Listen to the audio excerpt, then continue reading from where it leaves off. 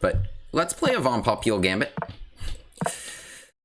Let's keep it going with our gambiting repertoire. The Von Popiel Gambit. So this is what I was saying with where the Grafe Gambit in the Budapest is very Von Popiel-esque. The point is bishop f5 is the most natural move here to reinforce e4. Okay, my opponent did not do it, but the point was queen takes f3, attacking here and here. I think against h6 we have to take this. G takes is interesting. I feel like e takes was a little bit more natural to help out your development. Okay, here we have a couple options. I have here queen f3, bishop d3, or just knight g3. Queen f3 is interesting.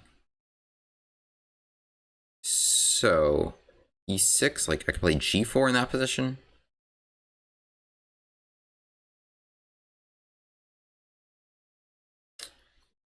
Let's start with, okay, let's just play knight g3. I think it's the simplest. All right, so the bishop should come back, and we're just going to keep developing. I kind of want to see how my opponent is choosing to develop their pieces here. I think their position's a little bit awkward. So I have this in some order now. d5, knight b4. That might be a problem, actually. So let's just go bishop here. Now, the thing is, if they play a6 and b5, so I mean, I can either take this or I can make them play b5. I'm going to make them play b5. But the thing is, this is what I'm saying. The king has nowhere to castle. Like, where are you castling now? You've ruined this pawn structure and you've ruined this one.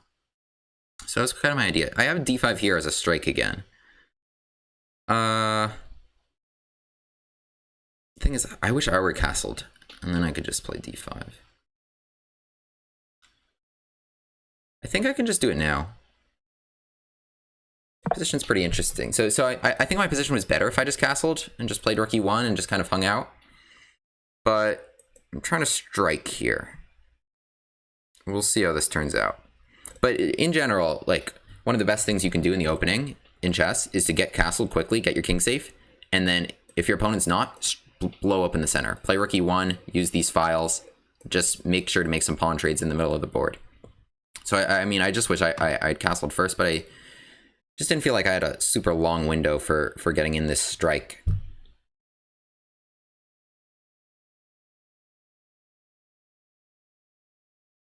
So there's knight a5 here, but I take it.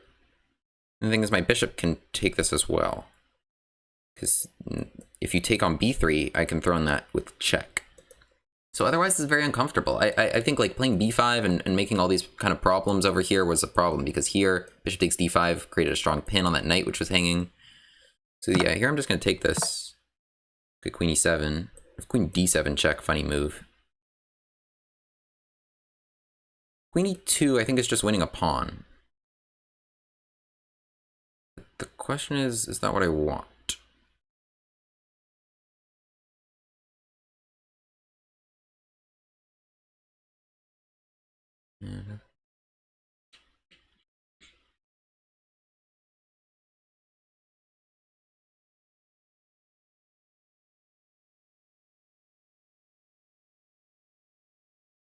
Alright, you know what? We're going to keep having fun here. I'm just going to castle. I'm just going to castle and play rook e1, and starting now I'm going to play faster too. It's my other pledge. Okay, this was also my idea. Can I take this? Because queen takes e6, rook e1. So before my opponent even got to play this move, if I played rook e1, yes, they get rid of that bishop. But I can just take that, and it's because their king's still in the middle of the board that rook e1 would win the queen. So I only have 1 second increment, so we're going to have to be faster than I've been. Wow. That was a resignation. Wow. What a great Von Popiel victory that was.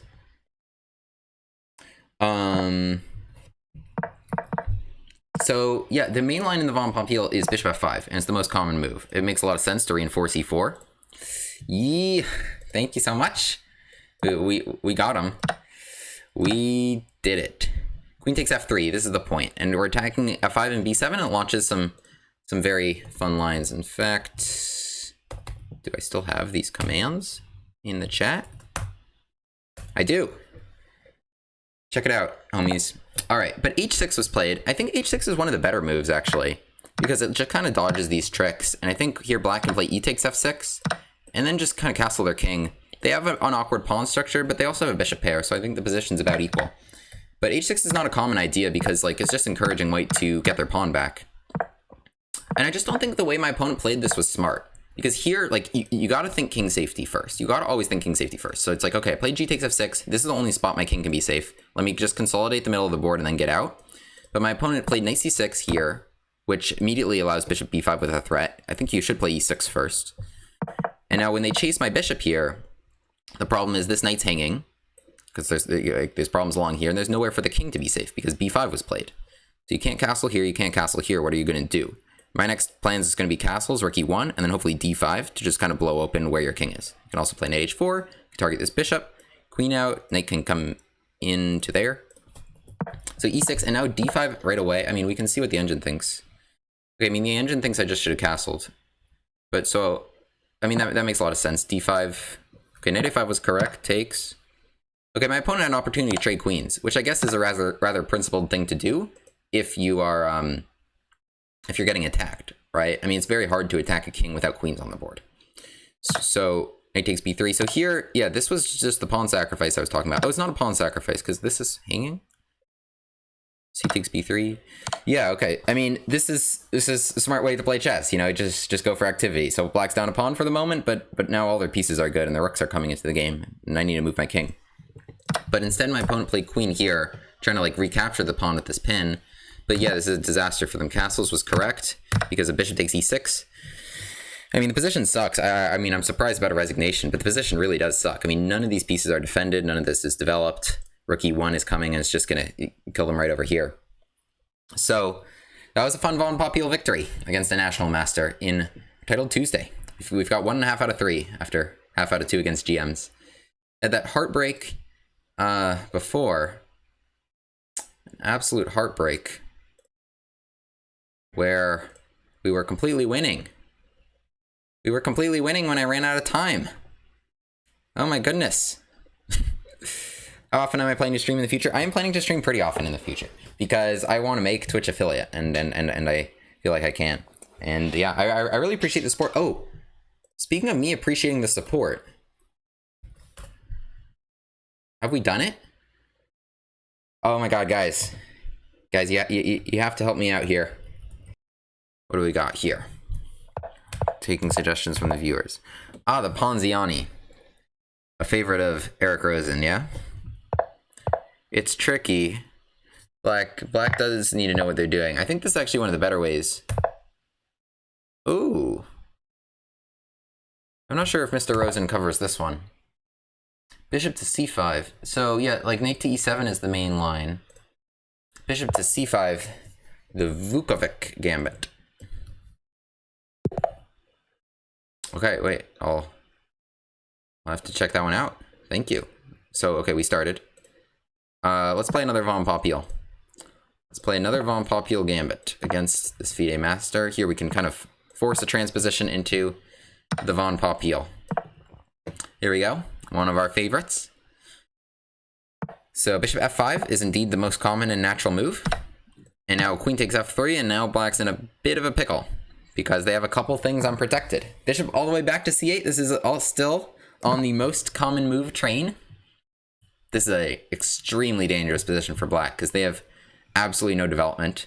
They spent a couple moves with their pawn. They spent a couple moves with their bishop. And meanwhile, I've been getting my stuff out. So there's e6, there's c6. But either way, I think it's just d5. So c6. I'm just trying to remember the order of d5 and bishop takes f6. I think it's even bishop takes f6 first, if I'm not mistaken. But I could be mistaken. It's my own line, guys. Alright, it's takes f6 first. Takes f6 first. We're forcing some sort of awkward capture here that opponent does not want. And now d5. So we're really blowing open the middle of the board here. We're opening these files where the king and the queen are to attack. You guys want to say hi to YouTube? I have a good feeling about this one. This might be good Von Popiel victory against a FIDE master. So d5 here, and it's a tough situation because you want to dodge this pawn trade. You don't want to open that file, but if you do, then like that pawn can get to d6 or like c5, like let's say check, bishop e7. In that situation, d6 comes. So here, I think it's just no. This can't be right. So d takes c6. I mean that attacks the queen. I also have queen e4, queen e7. Might be hanging on there, but I don't see anything against this. I think this was just don't know what you're doing. I mean, he's doing the right thing. Like he's trying to castle ASAP, but I'm just not really planning on letting that happen. You had your chance. You had your chance to develop, and the Von Popiel strikes come too quickly. Too quickly. d5, I mean, this is what you should do, right? If your opponent doesn't castle and you do, open files, right? Like open files where that king is. And opening files means trading pawns. And I think this, I mean, this pawn's just a beast. Is he just going to keep going? I mean, I can also throw in a check. But I think this position's pretty killer no matter what. Queen e4, I don't know even how you deal with that. Position's just completely lost. I don't really know what I'm even thinking about here. Takes. Queen e4 I think was also winning, but my opponent is trying to be the one to attack. It's really, really trying. Because like he's trying to sacrifice this stuff. I'm even considering this, but I guess you can take it. Alright. I'll let you play bishop takes c3 and castles. I think you're still completely lost. So I can take a rook. Honestly, probably safe to take that rook, but I think we're just going to trade queens and win this game with our extra piece. Oh, wait, oh. I didn't see that. Okay, I can't trade queens at the moment. Alright. We're going to have to play better.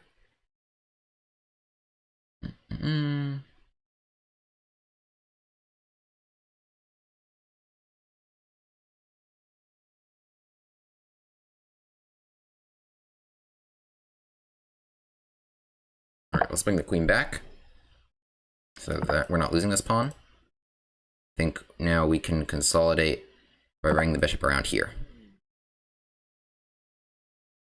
I mean, also, like, yeah, black's not really that developed. So there were some other threats here, but I mean, I could have played this way better than I did. I threw this game. I haven't thrown the game. I'm still a piece up. But yes, I have not played well.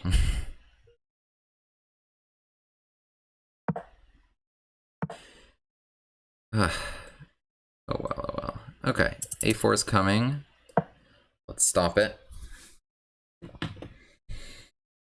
Queen a2, put some pressure there. I think otherwise, like, I have knight d4, I have rook d5. I mean, I still have an extra piece here, you know? Jeez, what is this? It's crazy. I was planning on moving that knight anyway. I didn't need that encouragement. I think my opponent's just like a super aggressive player and was mad that they weren't able to do that. So wanted to sacrifice everything instead. Sacrificing everything, great strategy, you know, it threw me off in this game a little bit.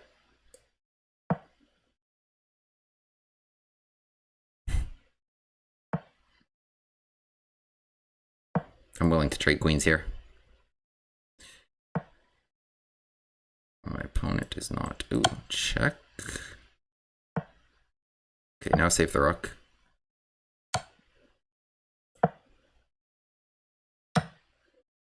Oh, okay. I think I got a little lucky there, but the queen's hanging. So that's good. Just don't flag now.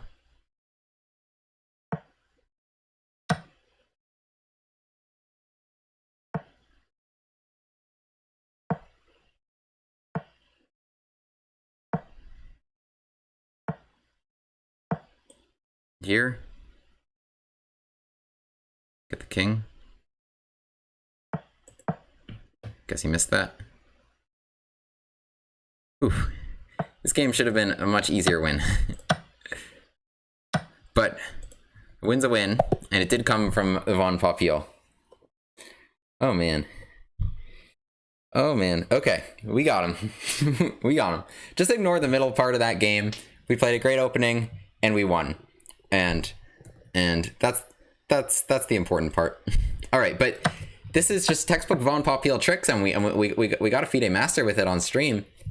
But here f3. So with bishop g5, it's kind of tough to know what to play as black because e6 is like how you'd finish your development, but knight takes e4 invites this pin. You think the dark bishop should have been on the board for a move longer? Let me get to that part of the game. Yeah, it's a good question. So bishop f5 makes a lot of sense to reinforce this pawn, try and play e6. And like, I don't know, nobody knows the Von Popiel Gambit here. So bishop f5, f3 though, and these are all the most common moves by far, but here black's in a bit of trouble. And there's queen c8, e6, this is all covered in my video, my original Von Popiel video, but bishop to c8 is the most common move actually. It's the only one that looks like it fortifies everything. It looks like you're playing it safe, but you're really not playing it safe. Because like, I guess my opponent realized if you play e6 here, d5 just kills you. Threatening this pawn trade in the middle of the board. Knight takes d5, I'm gonna play knight takes f6, I'm gonna win the queen. This position, or there's so much pressure on that knight, right? This position is just so lost for black. c6 takes, okay, everything here I did was right. This position, I mean, I think black's just completely toasted here. Queen c7 is a tough move to find, or c takes just inviting this, but this is impossible to defend. I mean, all these files are open onto your king and you have no development. So my opponent really wanted to castle. Okay, takes. I got a couple exclams here. All right, here we're like +8. I just need to take this. I just need to accept that my opponent has like a tiny attack here, but I'm not going to get checkmated. I can just kind of hide my king here. I just don't like the idea of my opponent having, you know, compensation for me being up material. But, so I just played queen b5. I thought that was trading queens. But now, after takes, yeah, you see my advantage drop to just +2. But, I mean, it's still a pretty good advantage. But takes, the point is now takes here, my opponent just snagged a knight. I mean, I thought queen b5 was forcing a queen trade. Takes a2. Maybe from here I played it better. Not really. In b2, so my opponent, of course, does not want to trade queens if they're down material and trying to attack. So here we're both bringing out our pieces. This, I think, was an important maneuver, or else, you know, it gives me some shield for my king. So we get all our pieces into the game. So all these moves are good. Queen a1 is a good idea. Hold c3, and there's no a4. Where otherwise my queen here, it was dangerous. g5, I mean, this is just crazy. But I think my position at this point is pretty solid anyway, and I'm a piece ahead. All my pieces are doing well. I'm going to play rook d5, I'm going to play knight d4, try and do things for myself. Okay, my knight makes some hops. This was a little interesting. It was a little bit scared of king f8, honestly. But my rook's under attack, so I would take it to hold on to my knight for a second. Yeah, the thing is, yeah, the checks don't really do much. Or, like, the checks, at the least, I can bring my rook back. You know? So, king up. Just hang on to things. Okay, I mean, I could have done it better. Oh, that was a terrible idea. Oh, I should have shielded. What was the issue here? Queen e4. Queen e4 is a good move. It's using this pin. It's using this pin on this pawn. But you see we're both low on time. Pin on the pawn. But rook takes c3, yeah, it's a blunder because of knight f5, which was my other idea, which wins the queen, and that was a big enough material advantage for me to win the game. So, say hi to YouTube. Thanks so much for watching. Check out my original Von Popiel video, and subscribe.